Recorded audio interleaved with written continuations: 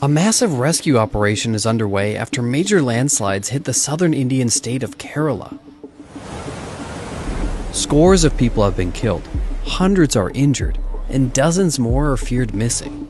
The state's Minister of Forest and Wildlife, A.K. Sasindran, told CNN that at least 3 villages and hundreds of homes have been damaged by the landslides.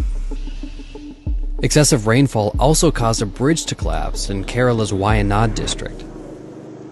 For now, with the weather slightly improved, a temporary bridge has been built for evacuations. The Indian Army, Navy, and Air Force have joined in the rescue efforts.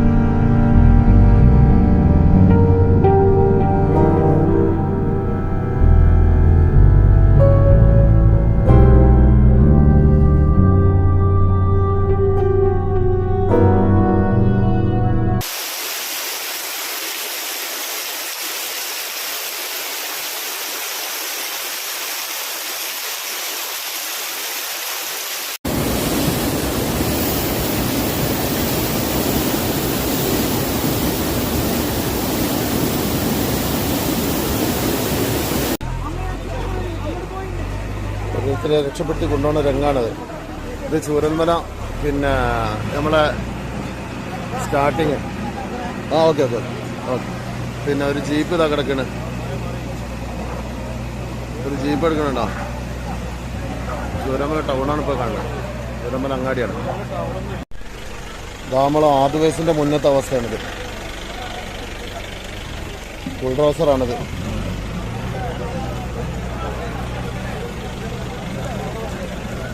എന്താണ് റബ്ബേ ചെയ്യുക?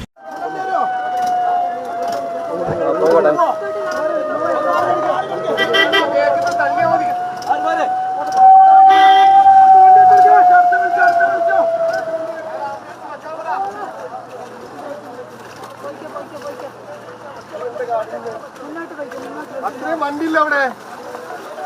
Ambulance കൊണ്ടോ?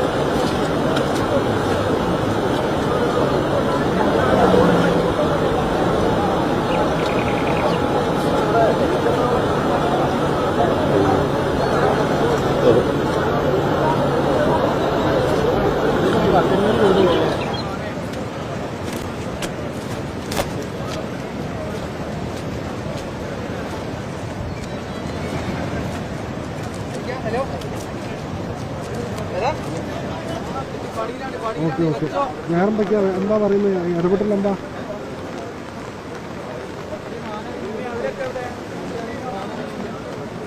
Okay.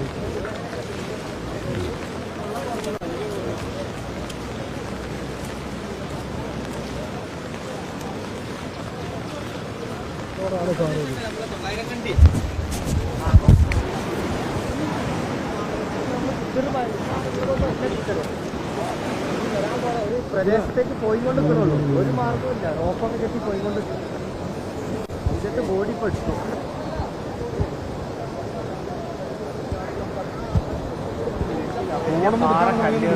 ആൾക്കാരൊക്കെ കുറേ പേര് അവിടെ നില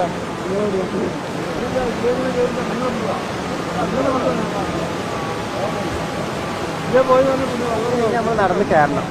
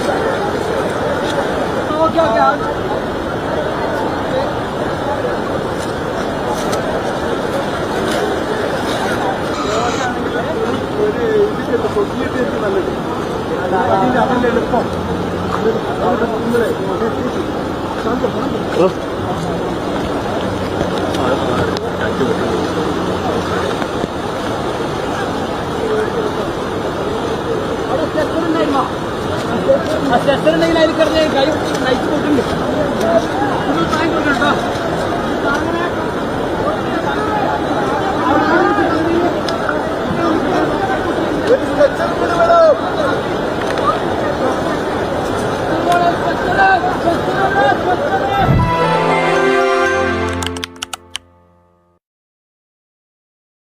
കാണിച്ചാൽ ഇത് ഗൂഗിൾ എർത്തിലാണ്. ഇവിടെയാണ് ആ പുഴയുടെ ഉത്ഭവം. ഇത് കണ്ടോ, ഇതാണ് ഉത്ഭവം. ഇവിടുന്ന് പൊട്ടി വന്നിട്ട് ഈ പുഴ ഒലിച്ചു വന്ന് ഈ കല്ലും മണ്ണും പാറയൊക്കെ കൂടെ വന്ന് ഇതാണ് മുണ്ടക്കൈ. കേട്ടോ, മുണ്ടക്കൈ എന്ന് പറയുന്ന സ്ഥലത്ത് ഈ കാണുന്ന വീടുകളും ഈ പുഴയോട് ചേർന്ന് ഈ കാണുന്ന വീടുകൾ അതൊക്കെ അതിൽ ഒലിച്ചു പോയി. ഇവിടെ കണ്ടോ, ഈ പുഴയോട് ചേർന്ന് എത്ര വീടുകളാണുള്ളത്. ഇതെല്ലാം പോയി നേരെ വന്ന് ഇതാണിപ്പോൾ നമ്മൾ ന്യൂസിൽ കണ്ടുകൊണ്ടിരിക്കുന്ന സ്കൂള്, ആ മരം, ഇതൊക്കെ. ഇതിൽ ഈ ക്രോസായിട്ട് കാണുന്ന ഈ ബിൽഡിംഗ് മാത്രമാണ് ഇപ്പോൾ അവിടെ നിലനിൽക്കുന്നത്. ബാക്കി ഇവിടെ ഇത് മൊത്തം പോന്നു. ഈ കാണുന്നതാണ് അവിടെ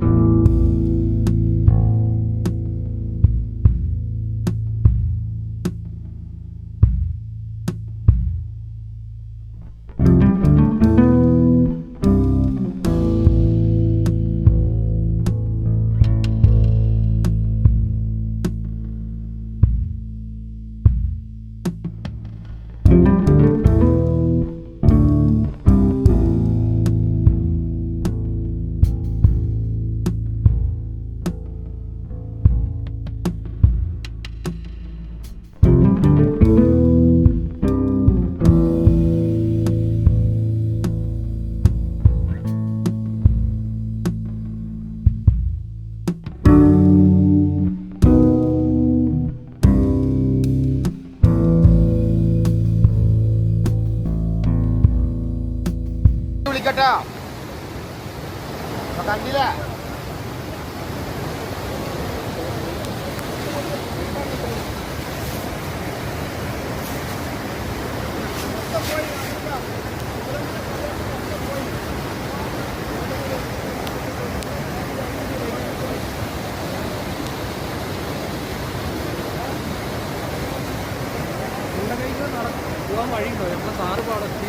പറഞ്ഞോ കാട്ടിലൂടെ പോയിണ്ടാവും. കാട്ടിലൂടെ പോയിട്ടോ പോലെ അങ്ങനെ പോണെങ്കിൽ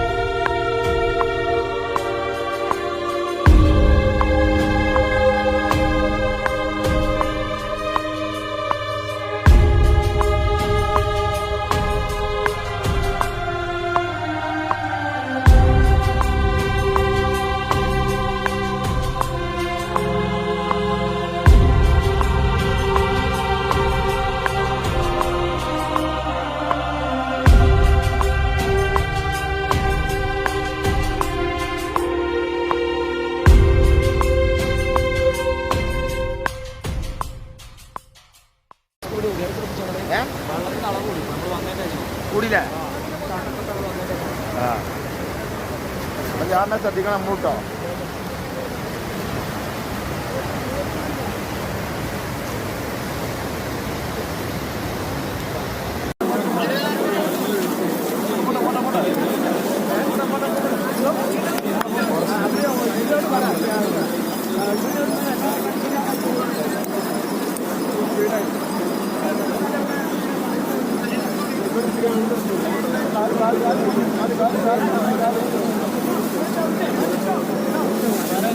വിനിഷേടാ വിനിഷേടാ വിനിഷേടാ വിനിഷേടാ വിനീഷേടാ അടുത്ത ഹീഡ്രോളിക് കൊണ്ടുപോകണം.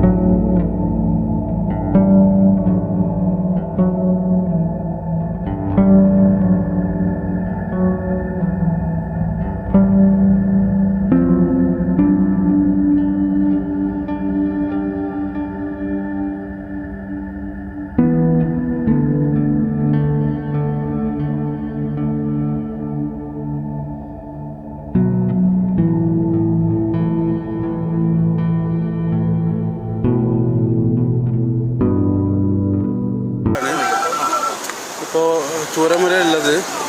ഇവിടെ നോക്കുമ്പോൾ ഇന്നലെ രാത്രി ഉരുളുപൊട്ടിയതാണ്. ഇവിടെ സ്കൂൾ റോട്ടിലുള്ളത്. കുറേ വീടുകൾ പോയിരുന്നു. എൻ്റെ മകള് ഇവിടെ പഠിക്കുകയാണ്.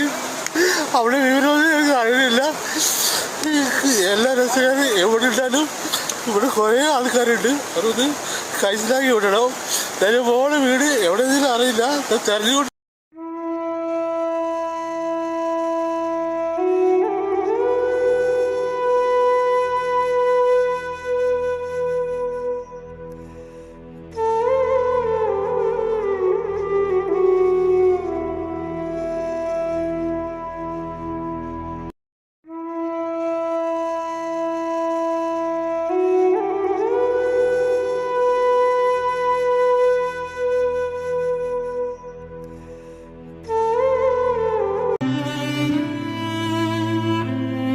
അവർ ആ മനുഷ്യ ജീവനുകളെ വിശന്ന് വലഞ്ഞ് ഒറ്റപ്പെട്ട് കിടന്ന മനുഷ്യ ജീവനുകളെ രക്ഷിക്കുകയാണ്.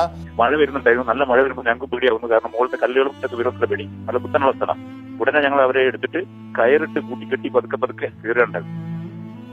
ചെങ്കുത്തായിട്ടുള്ള സ്ഥലങ്ങളായിരുന്നു.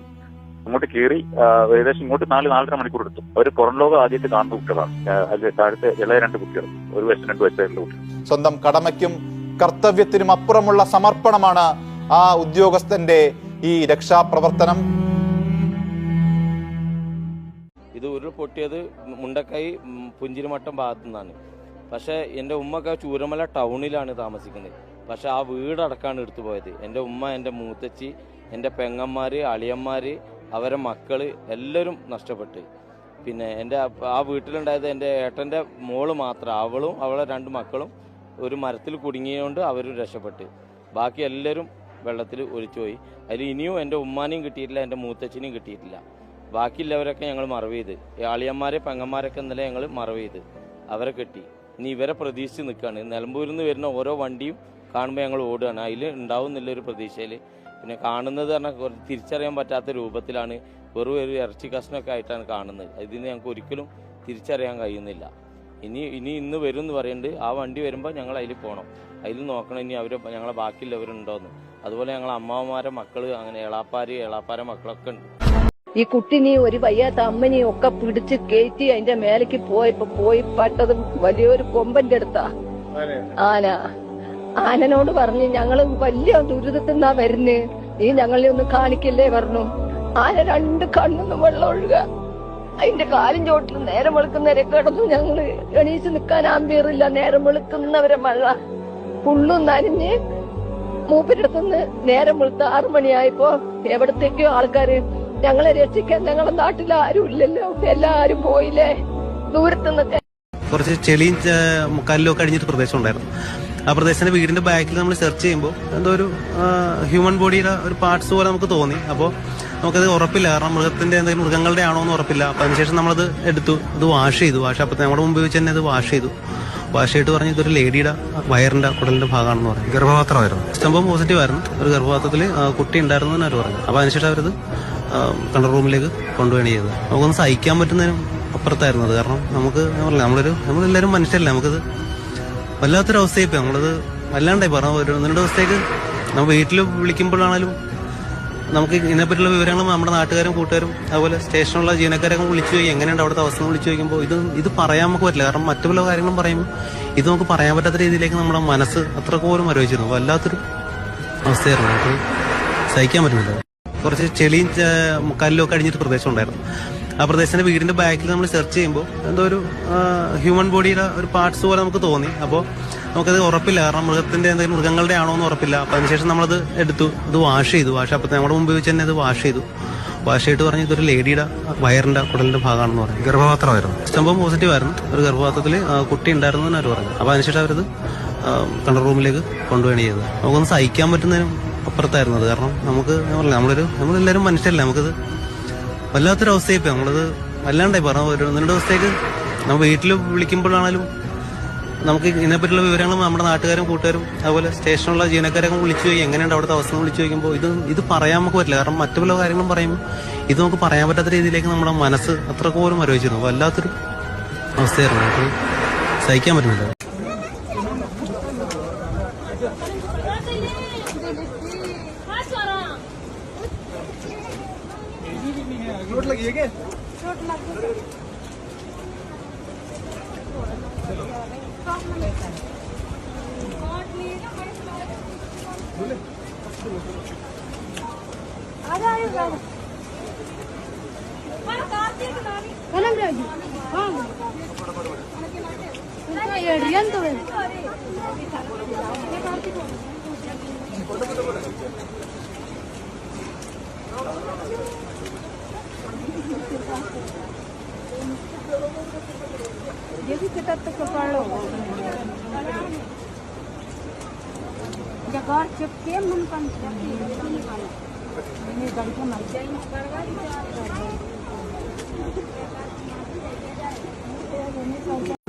ഒന്നുമില്ല, മണ്ണ് മൂടിപ്പോയി. എവിടേക്കാ പോകുക? 25 ലക്ഷം ലോൺ എടുത്തിട്ട് ലൈഫിൽ 4 ലക്ഷം റുപ്യ കിട്ടിയിട്ട് ബാക്കി ഞങ്ങൾ ആ പൈസ 25 ലക്ഷം ലോൺ പഠിച്ചുകൊണ്ടിരിക്കുന്നതാണ്. ആ കെട്ടിയ വീട് ഞങ്ങൾ അടുത്ത മാസം കയറി കൂടാനുള്ളതാണ്. ആ അവസ്ഥയാണ്. ഞാൻ എസ്റ്റേറ്റ് ജോലി എടുത്ത് കഴിയണത്. ഇനി ഞങ്ങൾ എവിടേക്കാ പോവുക? അതിന് ഞങ്ങൾ 4 വീട് തറവാട്, ഞങ്ങളെ വല്യമ്മൻ്റെ മോൻ്റെ വീടും അങ്ങനെ 4 വീട് ഒരുമിച്ച് അട്ടായിട്ടുണ്ട്. ഞങ്ങളൊന്നും കണ്ടിട്ടില്ല, പറയുന്നത് കേൾക്കുന്നു. 5 പേര് മുതൽ 2 പേര് കിട്ടിയിട്ടില്ല, 3 പേര് കിട്ടിയിട്ടില്ല. കണ്ണീരും തൊണ്ടയിടറുന്ന അനുഭവങ്ങളും ഒക്കെയുള്ള മനുഷ്യർ ഈ കവചങ്ങളുടെ പിന്നിൽ നിലയുറപ്പിക്കുന്നുണ്ട് എന്നുള്ള യാഥാർത്ഥ്യം നമ്മൾ അടക്കി വെച്ചുകൊണ്ടാണ് പലതും സൂക്ഷിക്കുന്നത്. അത് വിട്ടുപോകാതിരിക്കാൻ നല്ലതുപോലെ ഞങ്ങൾ ശ്രദ്ധിക്കുന്നുണ്ട്. പക്ഷെ നമുക്ക് എവിടെയെങ്കിലും പറയണം, എവിടെയെങ്കിലും പറഞ്ഞേ പോകാൻ പറ്റുള്ളൂ. ഇത് സൂക്ഷിച്ച് ജീവിതം മുഴുവൻ മുന്നോട്ട് കൊണ്ടുപോകാൻ പറ്റില്ല. എവിടെയെങ്കിലും നമുക്കിത് സംസ്കരിക്കണം. കോടികൾ മാത്രമല്ല, നമ്മുടെ മനസ്സിലുള്ള വികാരങ്ങളും ഇതിനിടയിലുണ്ടായിട്ടുള്ള അനുഭവങ്ങളും ഒരിക്കലും കണ്ടിട്ടില്ലാത്ത വിധം ഈ ചെറിയ പ്രായത്തിൽ നമ്മൾ ഏറ്റുവാങ്ങേണ്ടി വന്ന പ്രയാസങ്ങളും നമുക്ക് എവിടെയെങ്കിലും ഇതെല്ലാം സംസ്കരിക്കാൻ കഴിയും. പക്ഷെ ഇപ്പം മലയാളത്തിന് വേണ്ടി നമ്മൾ ഒറ്റ മനസ്സായി ഇതെല്ലാം 3.5 കോടി മലയാളിയുടെ വികാരമുണ്ട് നമ്മുടെ ഓരോരുത്തരുടെയും പറഞ്ഞ്. നമ്മളൊറ്റയ്ക്കല്ല, നമ്മൾ ഒരു മനുഷ്യനാണ്. റവന്യൂ വകുപ്പ് മന്ത്രി ഒരു മനുഷ്യനാണ്, മുഖ്യമന്ത്രി ഒരു മനുഷ്യനാണ്, അരുണൊരു മനുഷ്യനാണ്. ഇതൊക്കെയാണെങ്കിലും 3.5 കോടി മലയാളികളുടെ ജീവിതത്തിന്റെ പ്രാർത്ഥനകൾ, സ്പന്ദനങ്ങൾ, അവരുടെ വികാരങ്ങൾ, അവരുയർത്തിപ്പിടിക്കുന്ന ഞാനിപ്പോൾ ഓരോ ദിവസവും നമ്മുടെ മൊബൈലിലേക്ക് വരുന്ന മെസ്സേജുകൾ കണ്ടാൽ പ്രയാസപ്പെടും. മുലയൂട്ടേണ്ടവരുണ്ടെങ്കിൽ അതിനു പോലും ഞങ്ങൾ തയ്യാറാണെന്ന് പറഞ്ഞു വികാരം പ്രകടിപ്പിക്കുന്ന അമ്മമാരുൾപ്പെടെയുള്ളതാണ് മലയാളം എന്ന തിരിച്ചറിവ് നമുക്ക് ഉണ്ടാകണം. അതാണ് മലയാളിയുടെ കരുത്ത് ബന്ധം. അവിടെ നമുക്ക് ഓരോ ചെറിയ കാര്യത്തിനും തർക്കിക്കാനില്ല, നമുക്ക് ഒരു കാര്യത്തിനും തർക്കിക്കാനില്ല.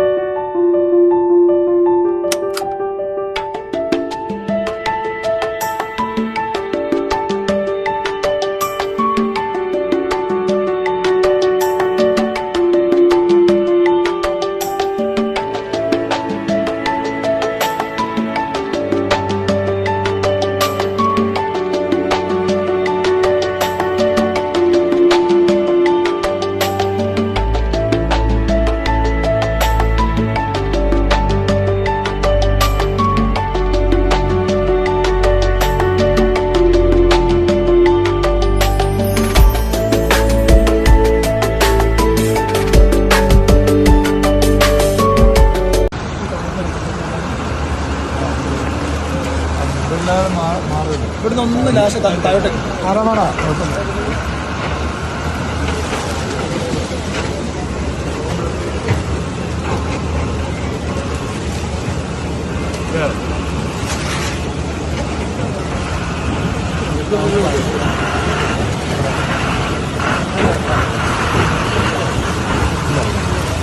മേപ്പാടി ഫോറസ്റ്റ് ഓഫീസിലെ ജീപ്പിൻ്റെ വെളിച്ചത്തിലാണ് ആദ്യത്തെ രക്ഷാപ്രവർത്തനം നടക്കുന്നത്. അവിടെ JCB ഓടിക്കുന്ന ബാബുവും സംഘവുമാണ് ആദ്യം വന്ന് മണ്ണ് നീക്കുന്നത്. അവിടെയുള്ള സാധാരണക്കാരെ ടാക്സി ഡ്രൈവർമാർ വന്നിട്ടാണ് അവിടെയുള്ളവരെ കൊണ്ടുപോകുന്നത്. ഇതെല്ലാം 6 മണിയാകുമ്പോഴേക്ക് അവിടെ നടന്നു കഴിഞ്ഞു. ആദിവാസി കുടുംബത്തെ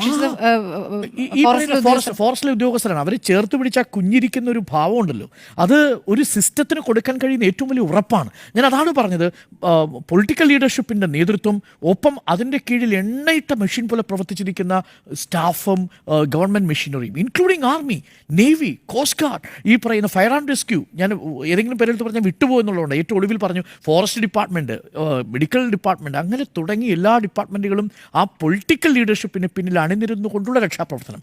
അതിനോടൊപ്പമാണ് സന്നദ്ധ സംഘടനകൾ.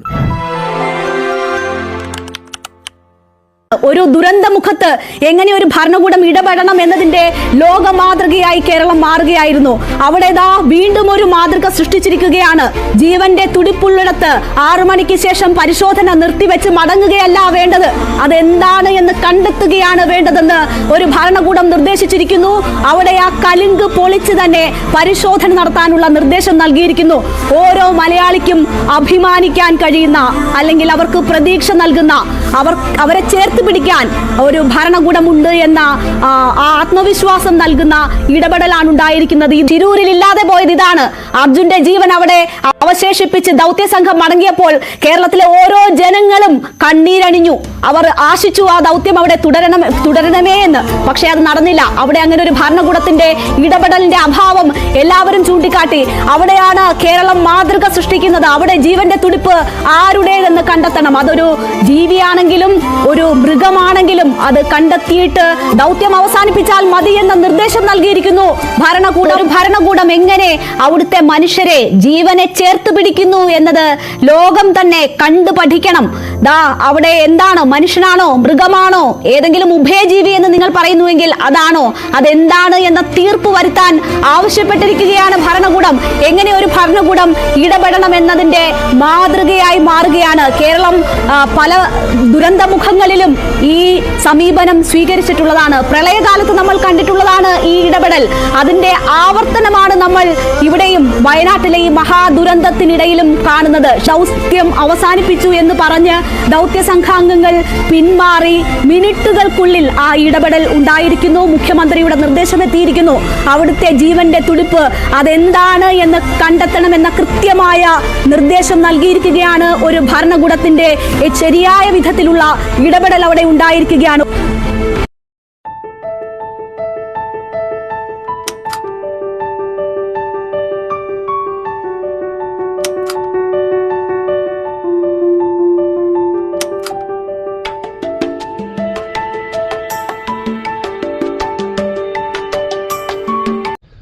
ಸ್ನೇಹಿತರೆ ನಮಸ್ಕಾರ. ನಾನು ಇವತ್ತು ವಯನಾಡಿನ ದುರಂತ ನಡೆದ ಒಂದು ಜಾಗಕ್ಕೆ ಬಂದಿದ್ದೇನೆ. ಇಲ್ಲಿ ಬರುವಾಗ ಮನಸ್ಸಿಗೆ ತುಂಬ ನೋವಾಯಿತು. ಯಾಕಂದರೆ ಈ ಒಂದು ಊರು ಮೇಪಾಡಿ ಎಂಬ ಊರು ಕಂಪ್ಲೀಟಾಗಿ ಕೊಚ್ಚಿ ಹೋಗಿದೆ. ಯಾವುದೇ ಒಂದು ಮನೆಯೂ ಕೂಡ ಇಲ್ಲಿ ಬಾಕಿ ಇಲ್ಲ. ಕಂಪ್ಲೀಟಾಗಿ ನೀರಿನಲ್ಲಿ ಕೊಚ್ಚಿ ಹೋಗಿದೆ. ಇಲ್ಲಿ ನಾವು ಒಂದು 2-3 ಬಾಡಿ ನಾವು ಶಿಫ್ಟ್ ಮಾಡಿದ್ವಿ. ನಾವು ಬಾಡಿಯನ್ನು ನೋಡುವಾಗ ಕಂಪ್ಲೀಟಾಗಿ ನಮಗೇನೆ ಒಂದು ನನ್ನ ಲೈಫಲ್ಲಿ ನೋಡಿದಂತಹ ಸ್ಥಿತಿ. ಯಾಕಂದರೆ ಅರ್ಧಂಬರ್ಧ ಇರುವಂತಹ ಬಾಡಿಗಳು, ಕೈ ಇಲ್ಲ, ತಲೆ ಇಲ್ಲ, ಕಾಲಿಲ್ಲ, ಇಂತಹ ಬಾಡಿಗಳು ಸಿಕ್ಕಿರುವಂಥದ್ದು. 145ಕ್ಕಿಂತ ಹೆಚ್ಚಾಗಿ ಮೃತದೇಹಗಳು ಇಷ್ಟರವರೆಗೆ ಸಿಕ್ಕಿದೆ. ಯಾರ್ದು ಅಂತ ಗುರುತು ಪತ್ತೆ ಹಚ್ಚಲಿಕ್ಕೂ ಕೂಡ ಸಾಧ್ಯ ಇಲ್ಲ, ಅಂತಹ ಮೃತದೇಹಗಳು ಆಗಿರುವಂಥದ್ದು. ಇನ್ನೂ ಕೂಡ 300 ಜನ ಇಲ್ಲಿಂದ ಕಾಣೆಯಾಗಿದ್ದಾರೆ. ಅವರಿಗಾಗಿ ಹುಡುಕಾಟ ನಡೆಸ್ತಾ ಇದ್ದಾರೆ. ಅದೆಷ್ಟೋ ಮೃತದೇಹಗಳು ಇನ್ನೂ ಕೂಡ ಮಣ್ಣಿನಡಿಯಲ್ಲಿ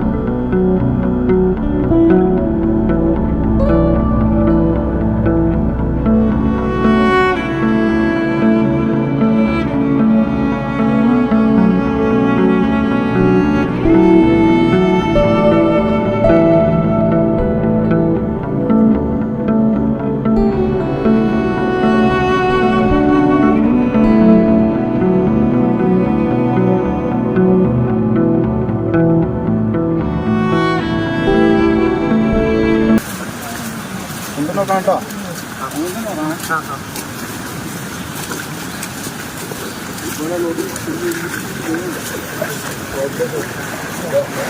ഒന്ന് വായിക്കുന്നു ഒന്ന് വായിക്കണം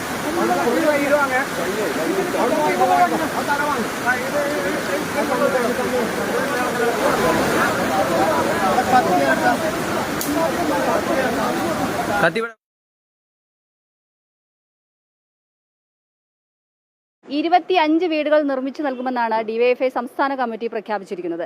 അതിന്റെ ഭാഗമായാണ് എല്ലാ ജില്ലകളിലും ഫണ്ട് ശേഖരണത്തിന് തുടക്കമിട്ടിരിക്കുന്നത്. മുമ്പത്തെ പോലെ ബക്കറ്റുമായി ചെന്ന് ഫണ്ട് പിരിക്കുകയല്ല ഡിവൈഎഫ്ഐ ചെയ്യുന്നത്. ഓരോ വീട്ടിലും കടയിലും ചെന്ന് അവിടുത്തെ ആക്രി സാധനങ്ങൾ ശേഖരിക്കും. ഇത് വിറ്റുകൊണ്ടുണ്ടാക്കിയ പണമാണ് ഇത്തരത്തിൽ പുനരധിവാസ പ്രവർത്തനങ്ങൾക്ക് ഉപയോഗിക്കുകയും ചെയ്യാം. ഒരു മനുഷ്യായുസ് മുഴുവൻ സമ്പാദിച്ച അവരുടെ സമ്പാദ്യം മുഴുവൻ നേരമൊന്ന് ഇരുട്ടി വെളുക്കുമ്പോഴേക്കും മണ്ണിനടിയിലായി പോവുകയാണ്. ആ ജനതയെ കൈപിടിച്ചുയർത്തേണ്ടത് ഒരു യുവജന പ്രസ്ഥാനത്തിൻ്റെ ആവശ്യമാണ് എന്ന് തിരിച്ചറിഞ്ഞുകൊണ്ടാണ് ഡിവൈഎഫ്ഐ ആ വീടും ഭൂമിയും നഷ്ടപ്പെട്ട ആളുകൾക്ക് വീട് വെച്ച് നൽകണം എന്ന് തീരുമാനിച്ചിട്ടുള്ളത്. ഒരാളുടെ കയ്യിൽ നിന്നും പൈസയായി സംഭാവന സ്വീകരിക്കരുത് എന്നാണ് തീരുമാനിച്ചിട്ടുള്ളത്. ഓരോ വീടിനകത്തും കയറി ചെന്ന് ആ വീടിനകത്തെ ആളുകൾക്ക് ആവശ്യമില്ലാത്ത പാഴ്വസ്തുക്കൾ ശേഖരിച്ച് അതിൽ നിന്ന് വിറ്റ് കിട്ടുന്ന പൈസയാണ് ഇവിടെ വയനാട്ടിലെ ജനതയ്ക്ക് വീട് വെച്ച് കൊടുക്കുന്നതിന് വേണ്ടി ഡിവൈഎഫ്ഐ തീരുമാനിച്ചിട്ടുള്ളത്.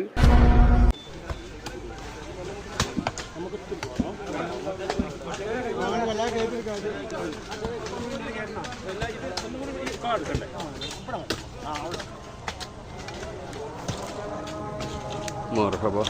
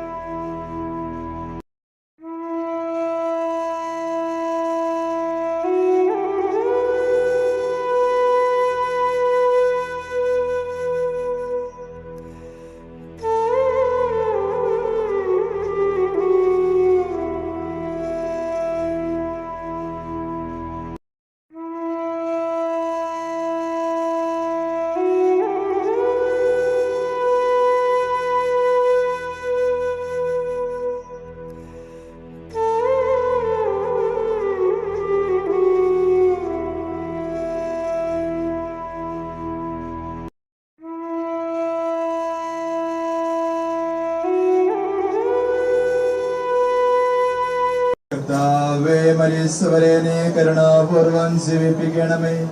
ജീവിച്ചിരിക്കുന്നവരെ ദയാപൂർവം പരിപാലിക്കണമേ. ഉദ്ധാനം പ്രതീക്ഷിച്ച് മരണമടഞ്ഞവരെ മഹിമയോടുകൂടെ ഉയർപ്പിക്കണമേ. ജീവന്റെയും മരണത്തിന്റെയും നാഥനും പിതാവും പുത്രനും പരിശുദ്ധാത്മാവുമായ സർവേശ്വരാ. ഓം നമോ ഭഗവതേ വാസുദേവായ. ഓം നമോ ഭഗവതേ നാരായണായ. ഓം ബ്രഹ്മാവ് വിഷ്ണു മഹേശ്വര. ഇവിടെ മരണപ്പെട്ട ആളുകളുടെ ആത്മാവിന് വിഷ്ണുപാദത്തെങ്കിൽ പൂർണ്ണ മോക്ഷം ലഭിക്കണേ. അല്ലാഹു അക്ബർ. അല്ലാഹു